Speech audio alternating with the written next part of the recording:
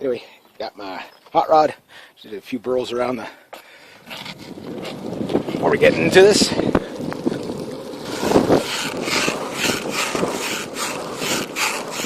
Wait for it.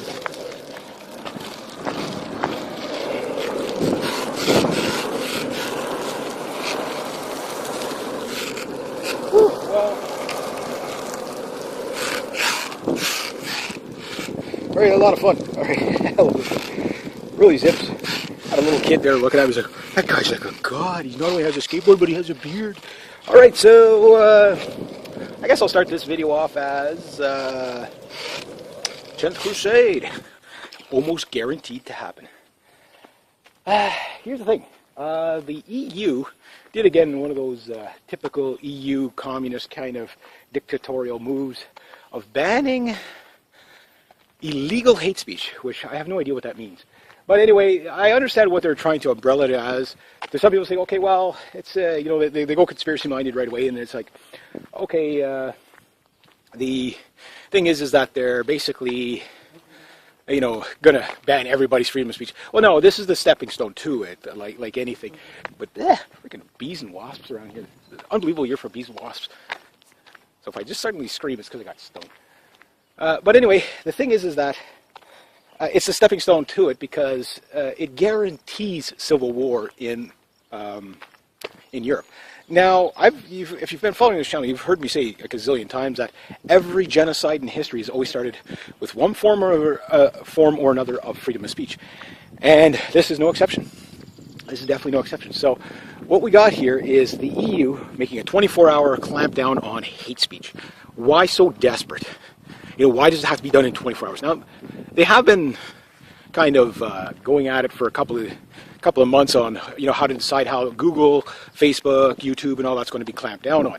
So obviously, this is going to open up opportunities for other companies to challenge that. Now, I know there's like Xth out there and stuff like that, and Xth, I don't know about Xth's. You know, I don't think they have monetizing and stuff like that yet. But if they were, I bet you people would flock to that in a second. I know Xth, I haven't used it, but apparently they don't censor anybody. And that's what people are looking for. They don't want censorship. They don't want illegal hate speech. Now, of course, the way the EU is branding it is kind of like, well, we're going to go after the people promoting ISIS and people doing this. But no, they're not. I mean, you can find beheading videos from ISIS. Yeah, well, they're not speaking. Technically, they're only chopping things. You know what I mean? So you can find videos of all kinds of horrible ISIS propaganda out there. And the thing about it is this, is that the reality is that you've now removed, okay, the bar here. Okay, so anybody that goes above that bar there cannot speak. So you say, yeah, but I don't want the ISIS guys to speak and yelling death to this country, death to that guy, Dirk Allah Akbar. Okay, yeah, I get that.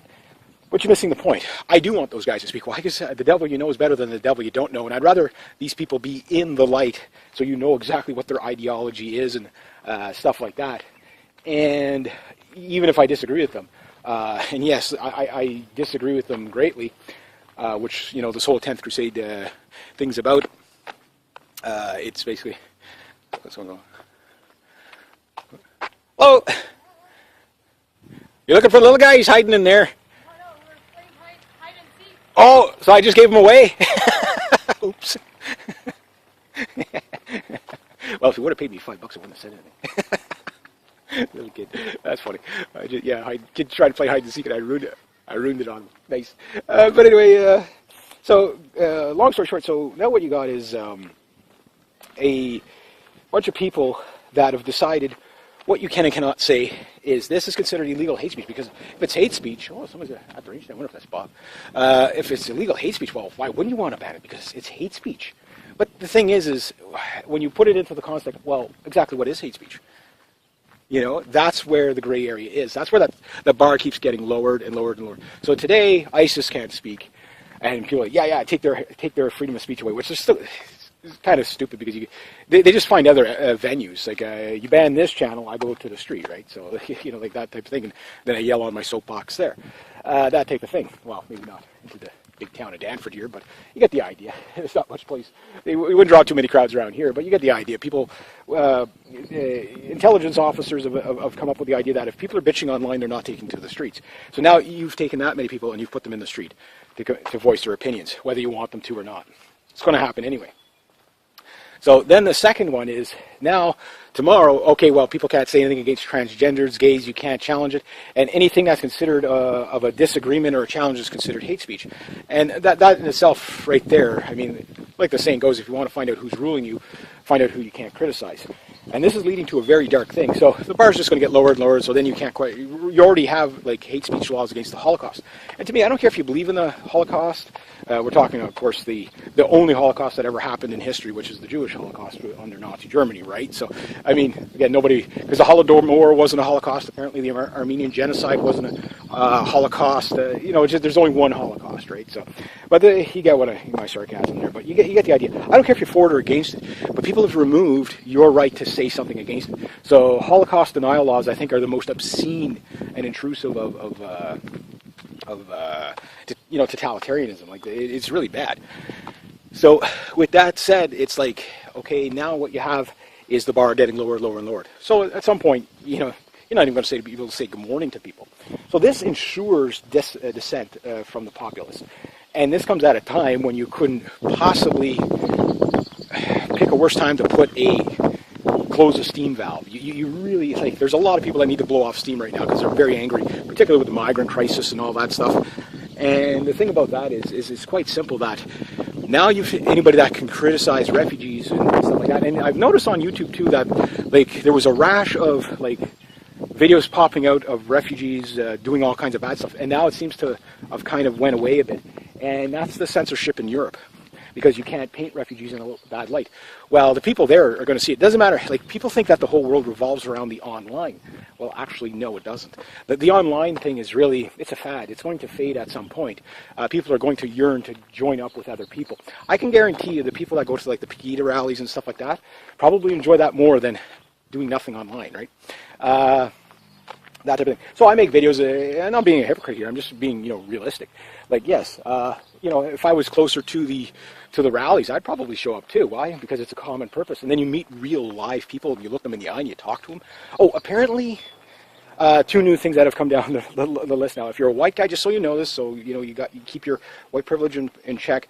Eye contact is considered an act of aggression, even though I remember my Hungarian teacher, Mr. Mazzaro, saying, always look people in the eye when you talk to them or you'll become a weirdo. And he's right. So eye contact is considered a form of aggression, and if it's eye contact with women, it's a form of rape over 10 seconds. And also, too, smiling at minorities is considered, as a white guy, is considered an act of aggression. So, because you have the white guy smile. This I think was discovered in the White History Month. And then they wonder why racism in far right groups, or what they call far right groups, nationalist groups, are rising. It's so easy to see. But they're really pissing off they're going to make a real cross bulldog on this one. Banning freedom of speech is the most dangerous thing you can humanly do when people have the tensions as high as they are. So, I mean, let's put it to you this way. Two boys in a schoolyard. One boy's teasing the other one. The other boy says nothing. He says nothing, but you can see the steam build, and you can see the vein on his forehead start popping, all of a sudden he just starts swinging. Why? Because he didn't vent. That's how he's venting. So it doesn't take much to go from a communication to physical, you know what I mean? So obviously this is a really bad, and probably done on purpose for this desired effect. Again, I believe the whole migrant crisis, the reason why they're doubling down on it, tripling down on it, and doing all this stuff is to collapse the system, but to have somebody to blame it on. They're going to blame everything. You watch Merkel, Hollande, all them. They're going to blame everything on the migrants when it collapses. Oh, well, it wasn't us. It was because we were trying to help all these people. Meanwhile, all they had to do is cut off the welfare, and they could have managed it in that country. They don't need to bring people to your country. Same here in Canada. We don't need to bring people here. The money we waste to bring a handful of people here, even if we were going to do that kind of charity, would be much more effective if we brought the stuff to them, keep them close to their countries of origin, etc., etc. So repatriation is going to happen at some point, but does it happen before the clash or after the clash? Now, I'm still predicting England to be the first in the major clash. Now, that said, with France, what's going on in France right now, the reason why I don't say France, even though you got a gazillion people in the streets right now, for the trade unions and stuff like that, but it's directed at, it's not directed at the migrants, it's directed at the government for the socialism and stuff like that, and the unions. So those same people, they could turn on the migrants like that if they wanted, but they're not. I don't see the French doing that. But I would say, when you would have, if you look at the UK, the major protests in the UK are people protesting Sharia law, migrants, etc., etc. You know, you got like EDL, Britain First, all that. Whether you like them or not is not really the issue. It's look at the trend, not the person. You know what I mean? And I think it's pretty obvious that at some point it's going to hit a saturation level that's not containable. And obviously, the thing to quicken that up is to make sure people don't have their again, keep lowering that bar. So as they're going to be throwing people in jail for hate speech, stuff like that, well, right there, from hate speech, once throwing people in jail doesn't work, then they're going to have to shoot their own people. And that leads you right to a war. Now, the thing is everybody caught in between that war with so many people divided on so many issues, I really, really, really don't think, I said it before, and I believe this too, that if the militaries and law enforcement of Europe stay 20% loyal to the government, I'd be surprised on that in a real uprising. Like, I mean, I'm talking like a medieval battle type of uprising. Obviously, and I've said this before, and if I didn't care, I wouldn't say anything, but if you're a Muslim and you're in Europe, you better have a plan B, because when this comes to a head, and this is now really will quicken things up, as they're going to make examples of all kinds of political leaders. That's one of the things behind this hate speech law, is to put people like Marine Le Pen and Nigel Farage and all those in jail. That's what it's about. That's why they passed it in 24 hours. You don't see it now, but you will see it. I mean, look at how many of these, the Pegida thing. Well, he did hate speech, so he should go to jail. Opinion is not hate speech. It really isn't. But you can see where it starts. So right now we're putting people in jail. Your own government's putting your own indigenous citizens in jail to protect, illegals coming in. Yeah, sure, that's going to work out well. And again, the people that will pay in the end is going to be, well, no one's going to come out well on top on this one. It's going to be a lot of pain and suffering for a lot of people unnecessarily. But the thing is that the people that you're going to see pay the most is going to be the authoritarians. It's just a matter of when, Like, we went from, how's the best way to put it? On this channel, we don't so much discuss real or imaginary. We discuss if and when. So now we're in the when part of the 10th Crusade. When does it kick off? I don't know. It might go on for a couple of years. It's hard to say. It really is hard to say. But these type of things, like, you could see the stepping stone. I mean, how many people right away, anytime you attack freedom of speech, I can use Avalion as an example. It is such a hot topic, even though it comes in as a flash, where people defend it right away. No, you shouldn't be able to ban this person or that, whether you agree with them or disagree with them. That comes out right away. But that's a kind of a generalized over left-right issue. Doesn't really matter there. It's, okay, yeah, everybody always likes the person they disagreed with to be shut down, sure. But the problem is they shut them down tomorrow. Yay, you won. Tomorrow they shut you down, right? So when people realize that's how banning freedom of speech works, is that it can be turned on anybody. And sometimes it has to do that. For example, the left has to have their freedom of speech taken away for them to appreciate the value of freedom of speech. Right now they have free reign. They can criticize the right as much as they want, or the whatever you want to call it, right, or upper nationalistic left, whatever. However you want to refer to them, what the media calls far right. They basically can criticize them, they could say anything, they could call for their death. Heck, it's even to the point in the States where you can attack Trump supporters without any repercussions right in front of police officers, and they'll do nothing. So that's going to lead you to a revolution. Now, the people that are bold now will be very humbled when the people that do, because you have to understand how it's going to build. Right now, the tensions are building so high that when it gets to the point where Europeans don't believe in rule of law anymore, that's when the bad things are really going to happen. That's where the bad things happen everywhere. But the thing is when they really don't care, they're not going to stop. That's the whole thing. That's what if you look at all the Crusades, they don't stop until they get the job done. Now, that said, what does that mean? Well, I don't know. We'll have to remain to be seen. But my fear is that you'll even see European countries going to war with each other over this migrant crisis. I mean, right now, the EU is threatening a 250,000 euros or whatever, which is like $250,000. I don't know what that is. It would be like $500,000 in US dollars or something like that, per migrant that Hungary and basically Eastern European countries don't take in. So, like, that's going to keep them in the European Union. I could see, I know this sounds like a long stretch, but people are going to flip over to, like, Russia and stuff like that, and China. Why? Because you'd say, well, no, the Hungarians are never going to side with Russia. Maybe not today, but the European Union, like, I mean, there is really no incentive to stay in the European Union, even as a have-not country, like, for example, Greece. Golden Dawn, why are they doing so well over there? Why? Because the Greece can't get out of what they can't devalue their currency. Why? Because they don't control it. Brussels does. And that's the thing. At the end of the day, the bankers, again, these people are going to be lynched, and that's why the world elites are, again, building bunkers. And when I talk world elites, I'm talking like the Fortune 500 companies, the top most 500 richest people. These people have a get-out plan. Like they really know what's coming because, well, they've manufactured most of it, so they know exactly how this is going to play out, why they're doing it, and what their end game is. It's all a bunch of lunacy at the end of the day. They do a lot of divide and conquers. They want, like Henry Kissinger self, order from chaos. They're fighting each other, not fighting us.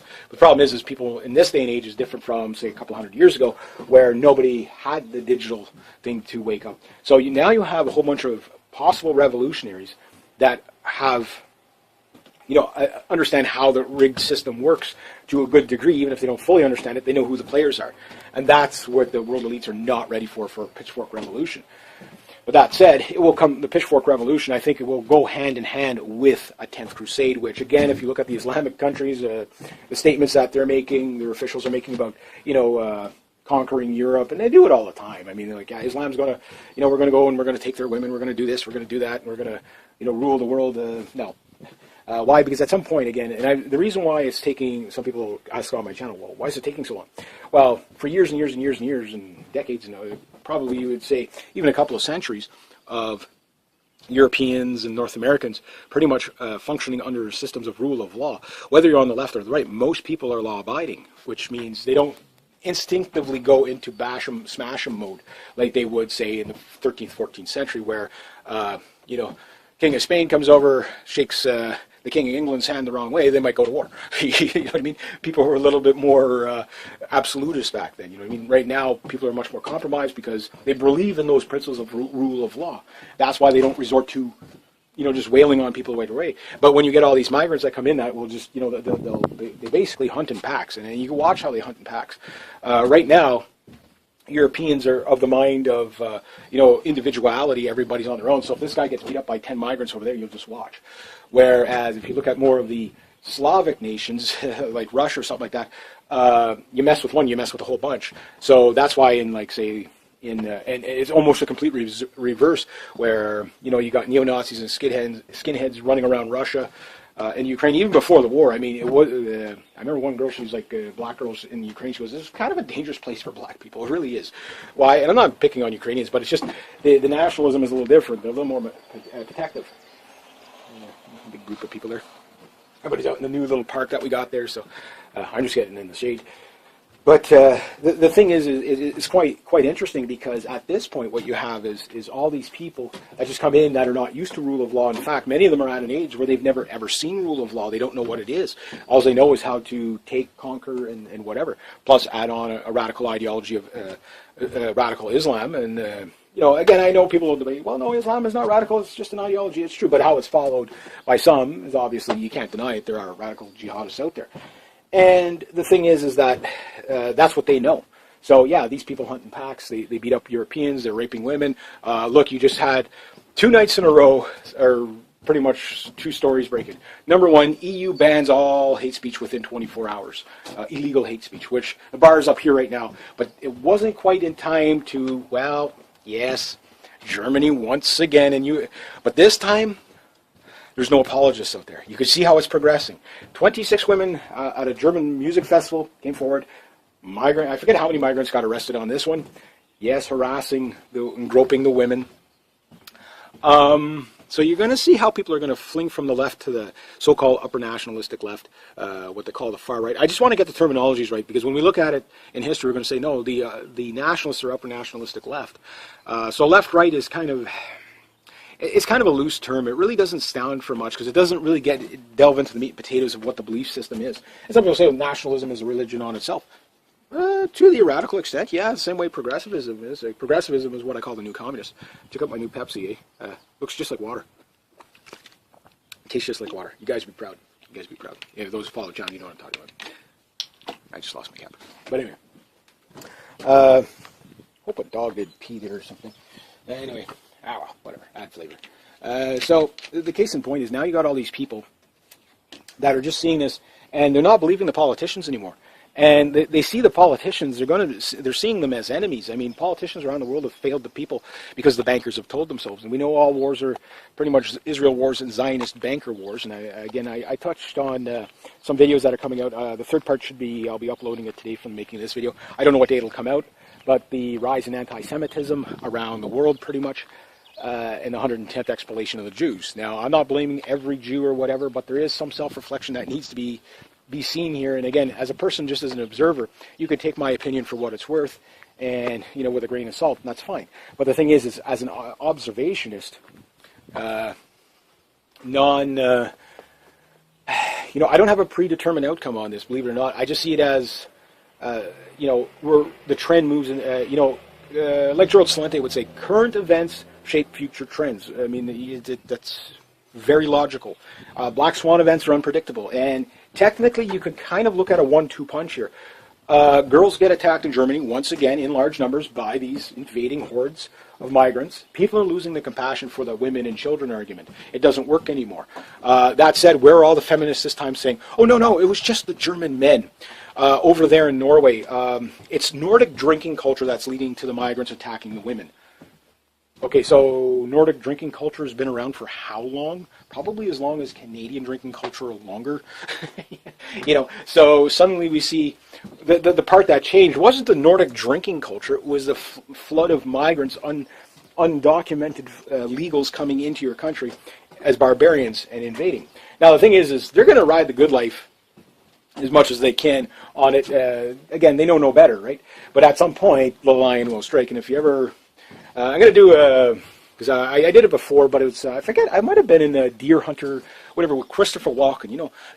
It didn't have enough cowbell in there, but, if it just had a little more cowbell, maybe the movie would be more popular. I don't know.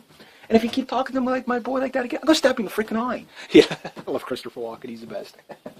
But anyway, it's either that or, I forget what movie it was anyway. Pretty sure it was Deer Hunter where he talks about the lion. And that's what you're going to see with Europe, is the lion. And I'm going to do a video just on that as a kind of a dramatic, poetic thing, because I think it's such a great speech because it holds so much meaning to how things can play out. Whether you take it as racist and bigot, I don't care. Like, to me, racist and bigot means nothing nowadays. It's like it has no meaning. I'm like, there's reality, you deal with reality or you don't. And you can silence anybody's opinion, but actions are a little bit, the leftists, these EU leftists that... can put in laws, and without the law enforcement military, those laws don't get enforced.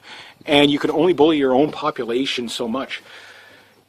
Obviously, the EU leaders don't believe in democracy. If you haven't figured that out, because they would obviously be listening to the people. People don't want mass immigration. And they definitely, look, a migrant boat of North Africans, 700 people in the water. And, you got like bodies just, number one, just the environmental damage that it does of all these pussy bodies, bloated bodies, floating up into people's, shorelines and stuff like that.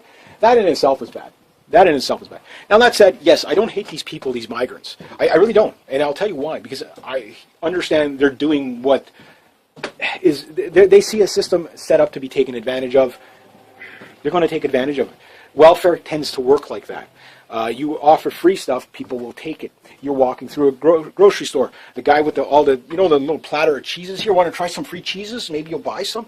Yeah, I'll try this one, I'll try this one, I'll try this one. Why? Not because you're going to buy cheese, because you're going to get some free stuff. I do it, you do it. You know what I mean? That's the way people think. Now, say, okay, well, you want a new house, a nice Swedish little girlfriend, maybe go to Germany, get a little Wiener Schnitzel on that, and some Lederhosens, whatever. And all this free stuff because Angela Merkel invited you. Yeah, they're going to come in. It's a plan. Like, who can't see this plan coming? So again, we've talked about this so many times, but the thing is it's getting to the point now. Just look at they're taking the stories down, but look at the reactions that are not happening to the stories. The defensive brigade of the third wave feminism and retards that hold up refugee welcome signs, these people are silent when these incidents are starting to happen. At first it was like, okay, well, we'll just call everybody racist and bigot and they'll just back down, but they're not. Pegida rallies are getting bigger. I forget that German Independence Party, they're getting bigger.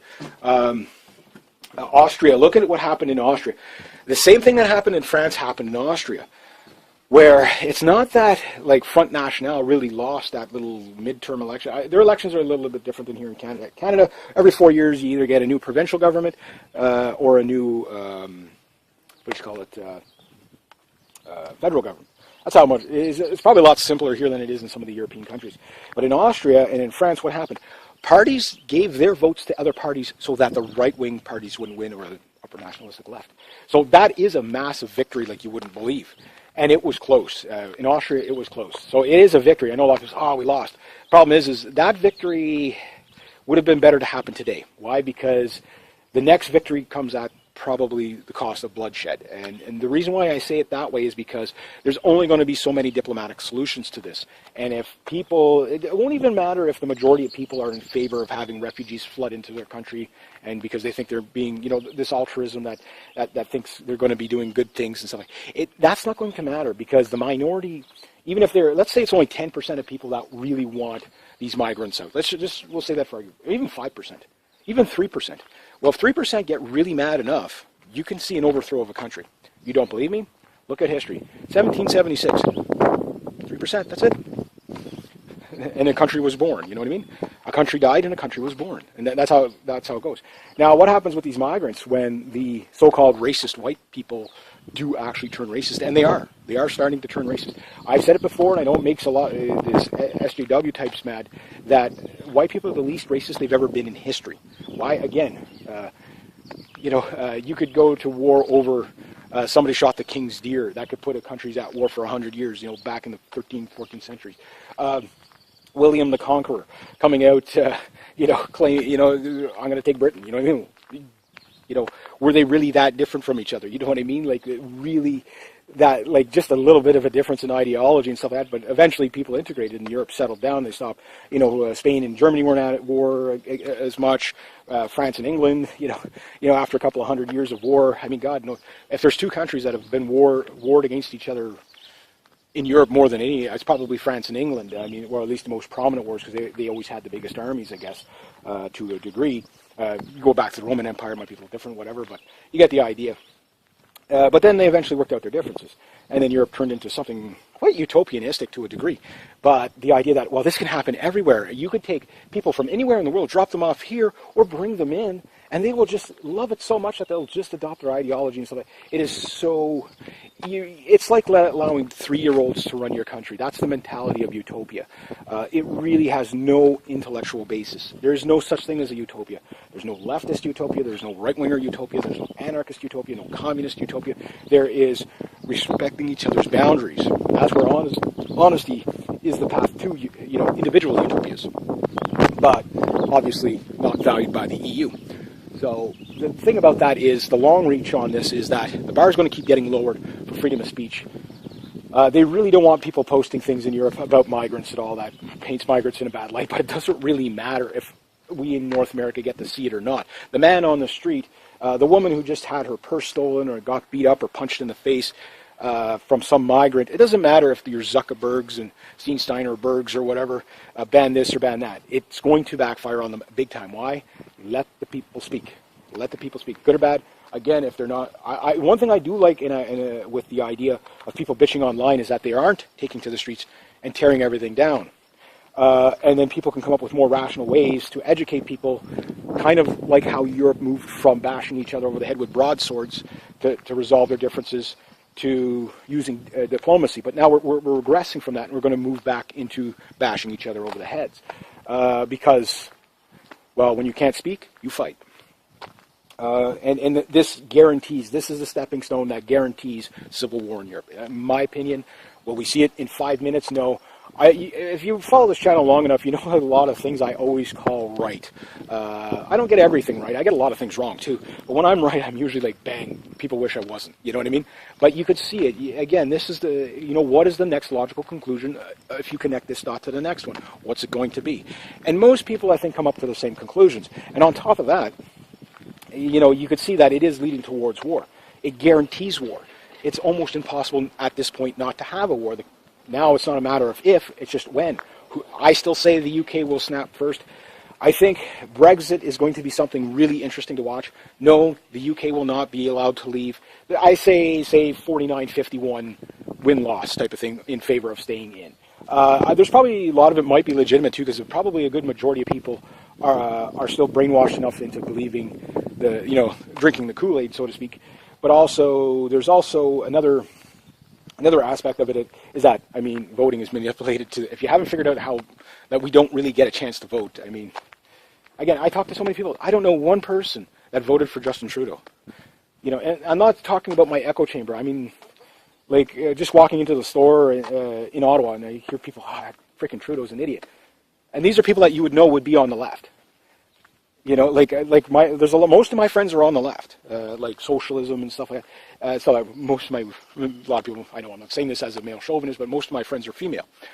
Just happened the way the cookie crumbled. I just tend to hang out with more women than men when I leave the great wild tundra of my hockey rink. And almost all of them are on the left of almost any issue. Women tend to be on the left of issue, but they're not batshit crazy left. None of them are. They have enough logic to say, well, okay, like one of my friends says, I really hated the idea of voting for Harper the last time, but I couldn't vote for it because they looked into the platforms and they just weren't, on it. Like, they were like, no, it's a little bit too ridiculous. It's not believable, right? And even with that, like, again, I don't know anybody that voted for him. So did we even really have an election? And did I was wrong. I said it was going to be an NDP win here, and a possible of. Trudeau, but then it was very clear after a while that again, watching Harper, it comes out now that he was going to retire anyway. But you could tell he wasn't in it to win it. He put up a platform, but he didn't put up a fight. You know what I mean? That said, even though his platform, love him or hate him, again, I'd rather have a country with a balanced budget, paying off a deficit, with a little less social programming than a country that's going to collapse under heavy socialism like you're seeing in Europe. The countries are they're ripe for revolution. You're seeing again, in France, you're seeing all these people out in the streets, except for the flooded streets. Remember, that's because of global warming and Donald Trump. Donald Trump is the reason why we have global warming. He was the cause of the last ice age. Then he also made global warming because of his racism and bigotry. And if he builds the wall, it'll increase global warming. That's the argument you get from the so-called left, right? The regressive left. And the more regressive the left gets, the more totalitarian they have to get. Because the more totalitarian they're going to get, the more violent people are going to push back. At first, they scream and yell. Then they start hitting you. You know what I mean? That type of thing. So, and that goes both ways. So with the left being in pretty much dominant power in every country in the world, in the Western world, it only leaves us to one thing: the stepping stone to like Bolshevism, communism. Like it really is. If you look at, Joseph Stalin would be proud of the United States if he could have accomplished the spy grid that they did down there, that type of thing. Now, mind you, Canada, the United States. Well, Canada still's got a lot of motorbikes. Just flying down the road there. But Canada, we're not as bad off as other countries in a lot of ways. Like if they were to stop the immigration now, pretty much it would almost make a case for multiculturalism, where people are, okay, there's some that are not integrating, but we're nowhere like Europe, where it's, batshit crazy, where, people are ripping up the streets. You don't have 6,000 cars burnt every year because of migrant protests, like in France, and I don't know what Sweden's like. I'm amazed there's any cars left in Malmo, you know what I mean? They keep burning the damn things. That said, that can only be tolerated for so long. And yes, the men are stepping up, but the women are starting to wake up too. You're seeing more women slowly become vocal. But this is also a time when they don't want people to speak, because that's what's waking people up. But it won't really matter, because reality, if you have a crocodile chewing on your leg, you're going to realize it, you know what I mean? And that's what's happening. So it doesn't matter if they ban the internet at this point. I think it's a done deal. So the only thing is I think it makes it quicker if now people take to the streets. Okay, so we're not allowed to criticize migrants. We're not allowed to criticize progressives in any sort of way. Everything is considered hate speech. You go to jail if you can criticize this group or that group or whatever. There is no freedom of speech. So why are we upholding rule of law? You know what I mean? That's going to be the logical conclusion. So, and you listen to some of these politicians, particularly the German ones. They're crazy. They've become the very thing that they are against. Same like you see in Israel. They talk about how much they hate Nazism, and then what is what is Israel other than a Nazi Germany? You know, when you really look at their policies, it's even worse. They use eugenics. They use, if you're a Jew and a non-Jew try to get married in Israel, good luck to you. You know, hopefully none of you end up dead. You know what I mean? They're completely batshit crazy the other way. But the thing is as you follow this channel, you'll know some of the reasons for what we're seeing. It does have, yes, I always bash on Zionists. I know not all Jews are Zionists, not all Zionists are Jews. A lot of them are Christians, unfortunately. It seems like they, again, anything Israel, you've got these Christians out there that have confused the Israeli government with biblical Israel, right? So you have that. So they'll follow all these crazy policies in the Middle East that leads to the destabilization on purpose. As part of the Greater Israel Project, the byproduct is the migrant crisis from that. And I just releasing those videos now on but at some point those videos are not going to, again, at some point I'm not going to be allowed to speak on those kind of issues. But I think when my channel is banned, I think that's when we see the world start to burn. So people are knowing who the policymakers are, and so that's really where I want to focus my direction, is putting in your Henry Kissingers, your George Soroses, your Zebra Brzezinskis, your Jacob Rothschilds, Jamie Dimons, all those people. Those are the people that I really, really want to see go to jail first. Start at the top, work your way down, because these are the people that are destabilizing the world. And yes, they're doing it for mainly the Greater Israel Project, but there's a whole bunch of other factions in there. I'm not saying the Russians and the Chinese are saints. Obviously, there are different empires fighting with the Anglo-American Empire. But the thing is, in order to have a one-world government, you have to use that cultural Marxism of deconstruction, which is so rampantly taught in schools. But people are rejecting. Look at the social justice warrior. I think a turning point in history is Trigglypuff. I don't know if you've seen that girl. But that just did so much. Even Milo Yiannopoulos, who we're really, okay, yeah, some might call him a degenerate because he's being gay and all that. Okay, fine. But the thing is he does make the point that, look, he says, the social justice warriors have been, destroying universities because, well, number one, none of these social justice warriors ever go to universities in the Middle East. Yeah. Search that one. Universities in the Middle East. Search that one. There's not too many, right? And they also, people aren't funding these colleges that would donate billions of dollars to the colleges, are not donating anymore because they're seeing how the kids are turning out. Now, that generation of kids, I think a lot of them can be woken up once they're out of the clutches, but it takes so many years to deprogram these people into what the real world is about. And the thing is progressivism is going to die. I mean, look at Young Turks, for example. Okay, right now they might be the number one YouTube web show, so to speak, on YouTube. 2 billion subscribers, that type of thing. It's just unbelievable stuff. But at some point, people are slowly moving away from that. Yes, it's easy to entice people with political correctness in the first 5 minutes, but can you hold them for 50? You know what I mean? Like that's the thing. So the first year, yes, everybody's equal, everybody's a tender snowflake, everybody's this. Yes, all these poor, sweet, innocent women and children and migrants coming in. I'm not saying there isn't any legitimate migrants. Or refugees, but that's the thing. Migrants and refugees are two different things, right? And people are starting to realize that. Okay, well, there's no reason for a single North African to be floating across the Mediterranean. Their countries aren't at war. You know what I mean? That type of thing. They're not going to make a case that they're Syrian. There's no reason why you shouldn't send them home. Or just detain them to make an example. Like detain them for like a ridiculous amount of time, give them no rights, saying you can't call anybody, you can't write anybody. Basically be a tyrant to them. You don't have to kill them or anything like that, but just be a tyrant to them to make the point that people don't want to go there. Why? It worked for Hungary. It worked for a few other countries. I mean, yeah, people got to the border and they got kicked in the face. They're not going there. Is that nice? No, but that's the thing. You have to let people know that they're not welcome in your country. And there's people that think, well, and the problem is there's two sides of the coin on this. There's the people that are coming in thinking that, well, why do you have a right to this country and I don't? And there's other people that live in that country. Well, why can't we just have open borders everywhere? And unfortunately, the people that usually, the leftists that usually believe that kind of stuff, again, they're brainwashed into it by their professors and stuff like that. But none of these professors they lived in gated communities. They don't live in the minority communities. They're the biggest hypocrites of all time. But the thing is that the people believe this shit. And there's no challenge to it in the universities particularly. I think the schools are bad, but universities, are going to be worse. And again, there are people that are resisting it, but the thing is as soon as somebody challenges the arguments, we're going to get fined, put in jail. Well, again, that's just going to create such dissonance and rebellion.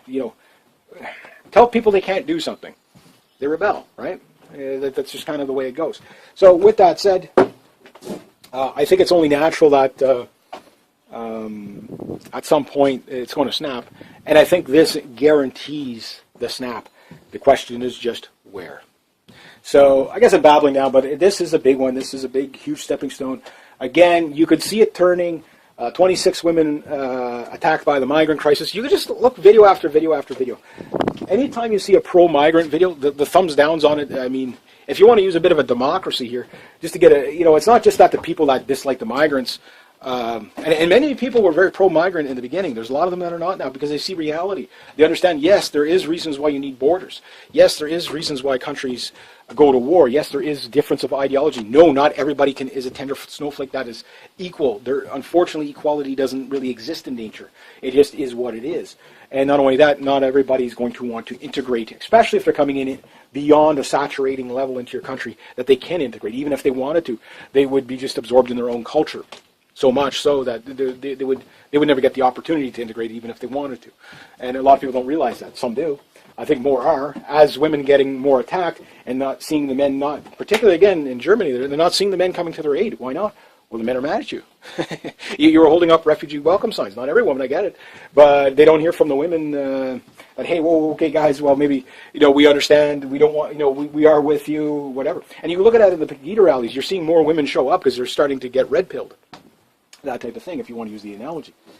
And the thing about that, too, is that there's some that are so far gone, some of these leftists are so far gone that you have to understand they're mentally ill in their religious belief of progressivism and social justice warriors.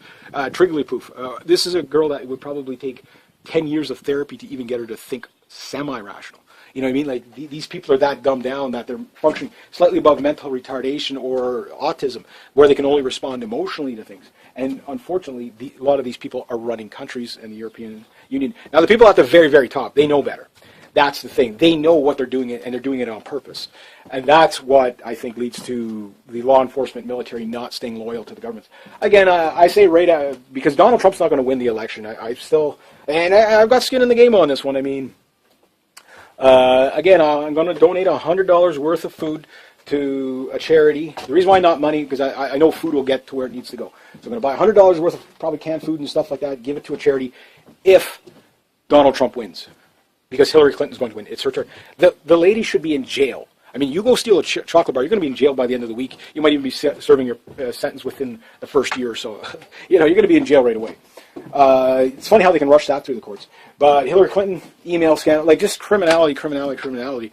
And plus with the Justice Department donating money to the Hillary campaign, I mean, yeah, like she's going to ever go to jail. So, I mean, the system is clearly, the bankers are in favor of Hillary and everything like that. So that's why she's going to win. How they're going to steal it from Donald, they're going to get creative, don't get me wrong. But that leads to a revolution. I say after the 2016 election in the States, things are going to get really interesting. I think you might even see a military coup. And if you see a military coup in the United States, you will see it throughout Europe. You will see politicians just getting shot and killed. And I'm not calling for any violence, but again, if you can't see it coming, I don't know what to tell you. And if you're an intelligence officer watching this, you should understand the storm that's coming. And there are intelligence officers coming out. Like, there was one on Alex Jones the other day, pretty much mirroring what I'm saying. Is, yeah, this perfect storm. He says, we're ready for a race war, a border war, a war with all other countries, a left-right war. It's a perfect storm. Just around the time when times are about to get hard with a real, true economic collapse. Yeah. So again, people are seeing it coming, And the thing is like when they tell their superiors do nothing. So what does that tell you about their superiors? They're in on it. You know what I mean? Or they're yes men. Whether they're yes men or they're in on it, they're still going to be accountable. That's the difference between the last Nuremberg trials. Well, the next Nuremberg trials are not going to look the same. The Nuremberg trials are going to be held in a town square near the tallest street lamps. That's the pitchfork revolution is going to kill the world elites. That's why the world elites are so ready to get out of Dodge. Many have already left the country. I forget what it was in France. I forget how many millionaires just left over these new taxes and stuff coming out and these new business laws. People are just, they're jumping ship. But it's getting to the point where they don't know where to go. That's the thing. You got to fight where your feet are. So the communist and the libertarian types, I think the libertarians, and if you're a libertarian, I'm not saying this to be mean to you, but it's you have to see it. This is why you can't have an open border. This is why you can't have the libertarian. You can have libertarianism in your own country with like-minded people, but you can't do it in a multicultural area as much because the problem is that the communist will not leave the libertarian alone. I'm not talking literal communists. I'm talking authoritarian type people that want to control everything. They have to control everything. Your psychopaths and whatever. Now, the thing about that is that they won't leave you alone because they have an agenda. So it doesn't matter to say, well, if you do your thing and I do my thing, we'll be fine. That's the thing. Your thing is in their way. And that's why we see things pushing the way they are. So obviously the pushback to that is going to be hardcore nationalism, possibly even Nazism. And yes, there is a difference between a Nazi, a neo-Nazi, an ultra-nationalist, a nationalist, and a conservative, and then, of course, your libertarians. They are different. I do understand that you're splitting hairs on some of them, but they are different. Because some people, somebody had asked me, well, what do you mean by Nazi when you say Nazi? I mean the literal term of Nazi. I'm talking to people that dress up 1933 doing the Zeke Halen and, swastikas all over the place. Literal Nazis. Neo-Nazis are a little different. They're a little more rebranded. Alt-right is different. Alt-right is not neo-Nazis. Skinheads are different dysfunctional bunks. Skinheads and hooligans are kind of more like joined at the hip. They don't really stand for anything. And the thing is, they don't really organize. They're just a bunch of brawlers, right? But the neo-Nazis, yes, they are extremely well organized. The problem is they're not funded yet, and that's the thing. I don't mind a nationalist. The ultra-nationalist is about as far upper left as you want to go. Because at that point, you're going to be into such fascism. New boss will be the same as the old boss. And the thing is people want more liberty, but you do have to have a certain amount of protection on your borders. That's where, protection of borders, protection of family, protection of culture, protection of nation. Family, nation, future, right? Again, I can't say that enough. But anyway, I'm going on now, but I think this is where the darkness is going to start in the rebellion. Of the beginnings. Again, we're in the beginning throes of a crusade. Some of the crusades took like 100 years. I know there's some people, they get mad at me. They say, why are you always picking on me? Why are you picking on... I pick on everybody. But again, I'm just a man passing through time. How the history books will be written on this, who knows? If there's going to be history books allowed at all. I mean, we don't know how this is going to play out. But we can see the stepping stones of what is coming. I mean, as of yesterday, people in Europe lost a segment of freedom of speech. Whether they agreed with it or not is not the issue. It doesn't matter if you're going to, ban the person you don't like. That don't matter. At some point, you're the person the government doesn't like. So they banned them today.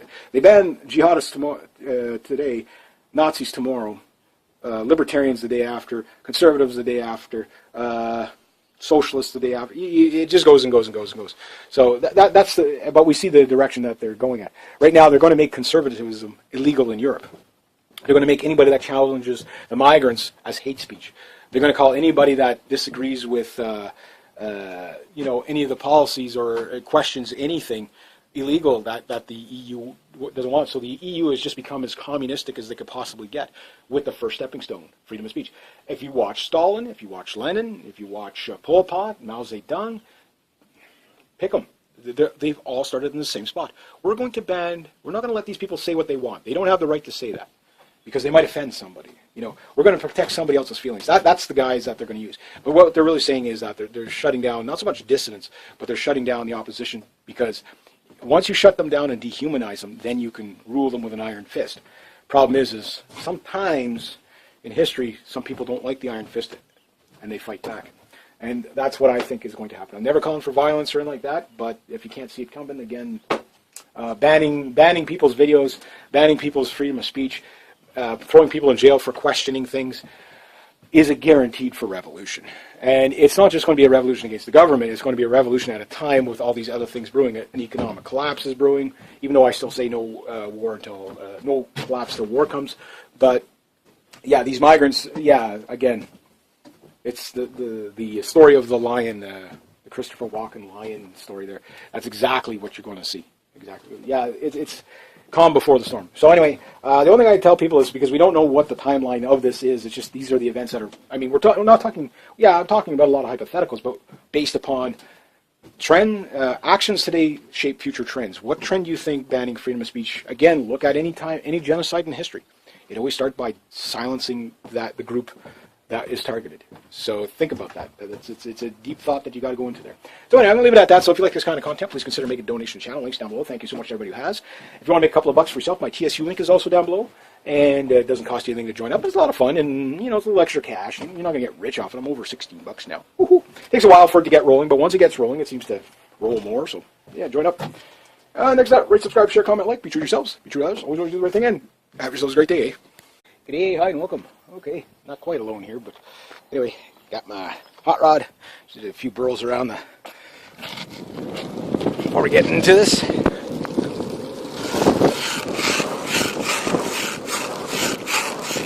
Wait for it.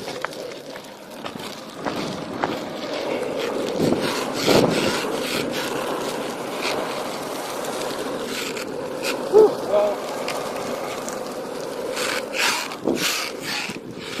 very a lot of fun. All right, hell of a really zips. Had a little kid there looking at me. He's like, that guy's like a god. He not only has a skateboard, but he has a beard.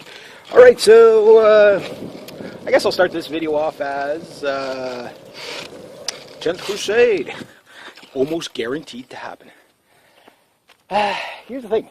The EU did again one of those typical EU communist kind of dictatorial moves of banning illegal hate speech, which I have no idea what that means. But anyway, I understand what they're trying to umbrella it as. There's some people say, okay, well, it's, you know, they go conspiracy-minded right away, and it's like, okay, the thing is that they're basically, you know, going to ban everybody's freedom of speech. Well, no, this is the stepping stone to it, like anything. But, freaking bees and wasps around here. It's an unbelievable year for bees and wasps. So if I just suddenly scream, it's because I got stoned.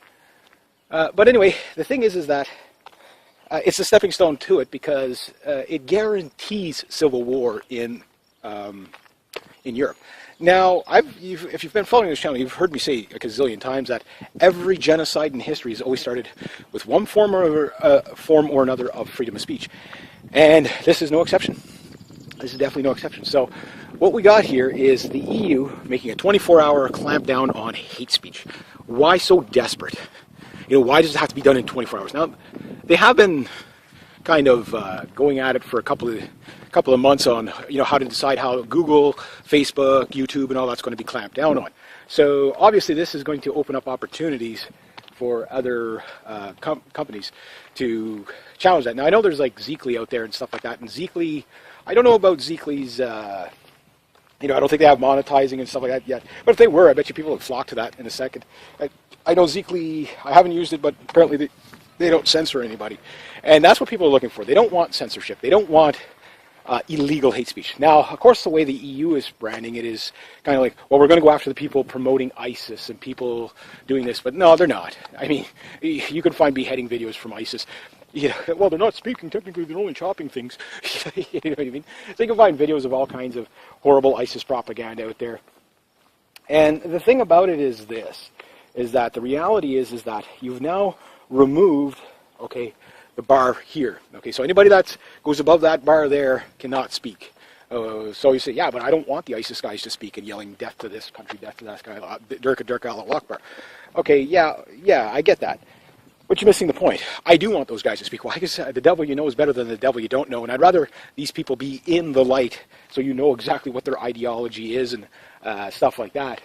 And even if I disagree with them, and yes, I disagree with them greatly, which, you know, this whole Xth Crusade thing's about. It's basically... What's going on? Hello! You looking for the little guy? He's hiding in there. Oh, so I just gave him away? Oops. Well, if he would have paid me $5, I wouldn't have said anything. Little kid. That's funny. Kid tried to play hide and seek and I ruined it on him. Nice. But anyway, so long story short, so now what you got is a bunch of people that have decided what you can and cannot say is this is considered illegal hate speech, because if it's hate speech, oh, someone's at the range. I wonder if that's Bob. If it's illegal hate speech, well, why wouldn't you want to ban it? Because it's hate speech. But the thing is when you put it into the context, well, exactly what is hate speech? You know, that's where the gray area is. That's where the bar keeps getting lowered and lowered and lowered. So today, ISIS can't speak, and people are like, take their freedom of speech away, which is still... It's kind of stupid because they just find other venues. Like, you ban this channel, I go to the street, right? So, you know, like that type of thing. And then I yell on my soapbox there. That type of thing. Well, maybe not into the big town of Danford here, but you get the idea. There's not much place. We wouldn't draw too many crowds around here, but you get the idea. People, intelligence officers have come up with the idea that if people are bitching online, they're not taken to the streets. So now you've taken that many people and you've put them in the street to voice their opinions, whether you want them to or not. It's going to happen anyway. So then the second one is, now, tomorrow, okay, well, people can't say anything against transgenders, gays, you can't challenge it, and anything that's considered of a disagreement or a challenge is considered hate speech. And that in itself, right there, I mean, like the saying goes, if you want to find out who's ruling you, find out who you can't criticize. And this is leading to a very dark thing. So the bar is just going to get lower and lower, so then you can't quite, you already have, like, hate speech laws against the Holocaust. And to me, I don't care if you believe in the Holocaust. We're talking, of course, the only Holocaust that ever happened in history, which is the Jewish Holocaust under Nazi Germany, right? So, I mean, again, nobody, because the Holodomor wasn't a Holocaust. Apparently, the Armenian genocide wasn't a Holocaust. You know, there's only one Holocaust, right? So, but you get my sarcasm there. But you get the idea. I don't care if you're for it or against it, but people have removed your right to say something against it. So, Holocaust denial laws, I think, are the most obscene and intrusive of totalitarianism. Like, it's really bad. So with that said, it's like, okay, now what you have is the bar getting lower and lower and lower. So at some point, you know, you're not even going to be able to say good morning to people. So this ensures dissent from the populace. And this comes at a time when you couldn't possibly pick a worse time to close a steam valve. You really, like, there's a lot of people that need to blow off steam right now because they're very angry, particularly with the migrant crisis and all that stuff. And the thing about that is it's quite simple, that now anybody that can criticize refugees and stuff like that. And I've noticed on YouTube too that, like, there was a rash of, like, videos popping out of refugees doing all kinds of bad stuff, and now it seems to have kind of went away a bit. And that's the censorship in Europe, because you can't paint refugees in a bad light. Well, the people there are going to see it. Doesn't matter. Like, people think that the whole world revolves around the online.